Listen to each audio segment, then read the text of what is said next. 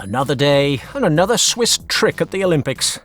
Stefan Bissegger, fifth in the time trial won by focusing Evenepoel, has suddenly left the Olympic Village because of mysterious back pains, ones which he already had at the end of the Tour de France and which, incidentally, did not prevent him from shining in Paris. The always interesting Swiss Federation, which has already played a similar trick with former Olympic champion Jolanda Neff, has decided to choose as a replacement for the road race one of the fittest and, at the same time, most hilarious men in the peloton, Marc Hirschi, who comes fresh from sweeping the Tour of the Czech Republic. A rider that everyone was talking about 4 years ago, but now, well, he seems destined for lesser heights. So today we will analyse the strange trajectory of this Swiss rider, perhaps the most perfect example of how the cycling world works today. Subscribe to the channel for more cycling videos every day. And now, let's travel back in time. 7 years. In 2017, after some initial steps in his native Bern, where he coincided with other Swiss professionals like the now-retired Joab Schneider, he found a berth in the subsidiary of the WorldTour team with the closest connection to his home country after the dissolution of the Swiss dirty doping team I Am Cycling. This was, of course, the BMC of the dangerous company Continuum Sports. There he matched up with future superstars of the sport, such as his current teammate Sivakov, the aggressive Jasper Philipsen, or the Stilnox frequent flyer Pascal Eichhorn, among other popular riders.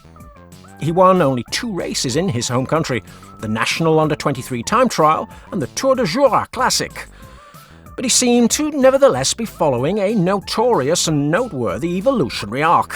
So much so that he had no problem finding a team after the death of BMC owner Andy Ries, whom we see in these archive images with his trusted porter.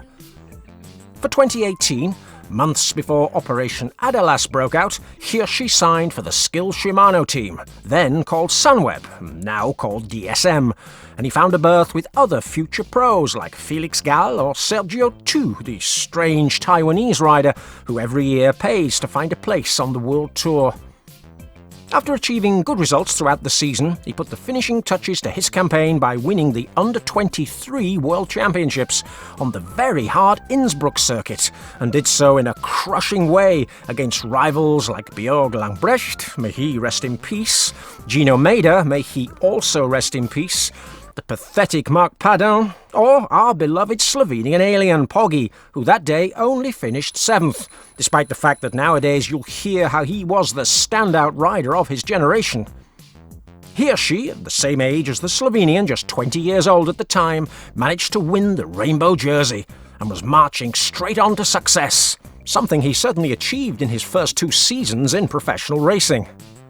While Dumoulin was disappearing from the Skill Shimano team's lineups following Georges Preud'ler's doping revelations, only to abandon ship months later, returning to Rabobank, the hilarious Dutch team with riders of irregular trajectories such as Chad Hager, Kees Bol, the Krag Andersen brothers, because there always has to be some Danish in our videos, isn't there, or Michael Storer, among others.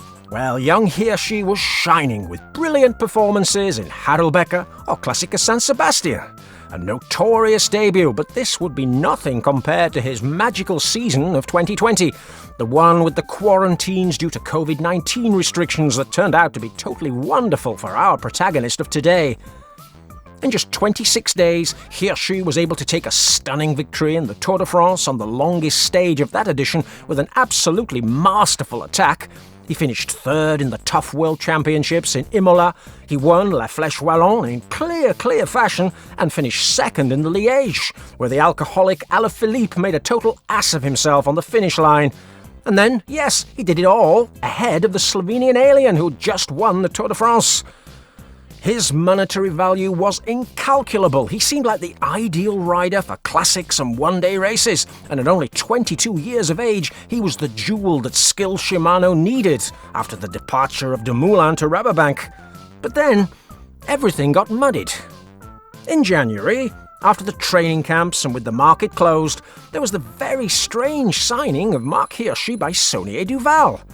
Saunier, eager to have contacts related to Adalas after the positive blood transfusion doping of the Croat Christian Durasek. and perhaps they were taking advantage of the Swiss connection with the bald vampire. Hirschi signed a spectacular contract of €1 million per season that made the €70,000 he was enjoying at Skill look like paper round money. But it was not only the monetary motivation that made the Swiss change teams. The cyclist himself admitted 2 months later that he had signed a confidentiality contract with the Skill team, and he wouldn't tell why he had left the Dutch outfit. But Algemeen Dagblad newspaper leaked that it was the Skill team manager Ivan Speckenbrink who, like the new sponsors DSM, were totally suspicious of their new star cyclist. Marc Hirschi had not been transparent. He hadn't provided information requested by the team on doping-related issues. He'd concealed relationships, trips, or indeed medication, and done so from the team's own staff. And so they immediately terminated his contract with the confidentiality agreement in place. Hirschi was seen as a risk for the new sponsor DSM, according to Algemeen Dagblad media. 4 years later, Hirschi has not denied any of this information. Since then, he has been on Saunier Duval's payroll, but with a strange pendulum of performances, stranger than those of Ferrand-Prévot. Injuries of all kinds before key competitions, practically annual illnesses that erase him from the team's roster on the big races, and even Saunier's own staff, which is precisely not afraid to take risks with anyone, as Skill Shimano were, well, they have vetoed Hirschi for the Grand Tours. He's participated, well, like a ghost rider, just the 2021 and 2022 Tour de France, the only 3-week races of this type in just 4 years. Precisely after this fact, Hirschi started to shine, but only in small-town races at a very low level, far away from the big spotlights, and always together with his new faithful partner, the former doper Diego Ulissi. And this in places where the controls are less intense and the rivals somewhat weaker, but nevertheless it's a good way to try to justify his salary by gaining a lot of UCI points for the team.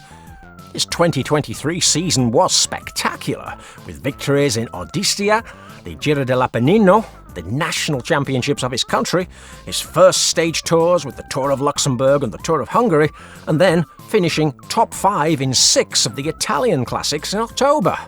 All of them races of a lower level, but still earning a lot of UCI points, which propelled him to 12th place in the Selfie-Le-Patient ranking, climbing a whopping 48 places on this prestigious list. However, something strange has happened in 2024, something different. Hirschi's contract is up, and it's obvious that he wants to continue his lofty lifestyle paid for by the Arab sheikhs. Now, it's far from certain that Saunier will renew his contract. Perhaps they know of the danger of a friend of Luigi and Stefano in signing for Tudor with his former teammate Storer, or joining a doper like Toon Aerts, or someone positive for salbutamol like the White Kenyan. He knows that if he wants to keep a big contract this year, well, he's appeared in some more important competitions, such as the Amstel Gold Race, where he was just inches away from beating Tiny Tim Pidcock, and this after years of disappearing from the podiums of the Ardennes. His victory in the Czech Republic, crushing Marion Rousset's ex-alcoholic boyfriend, and the late Sergio Higuita on the Pusveni Mountain, and finishing second on 2 other stages, it all suggests that he is in exceptional form. His clear objective in principle was to win the World Championships, which this year will be held in his home country, and he knows that there he'll be able to find a way thanks to his contacts and make some marginal gains, which are necessary if he wants to wear the rainbow again, now in the elite category. However, Bessiger's bizarre injury, befitting someone from the doped-up liar and hipsters team, opens the door to a possible medal at the Olympics, something that Thomas Peter, Swiss cycling's general manager, says is more than possible with Hirschi in his ranks. Win or lose, his career will always be marked by accusations and irregularity. That of the guy who could be better than Poggy in one-day classics but ended up by being just another suspect Swiss. And now, as if by clockwork, take a look at the video on the screen, that one. You will love it.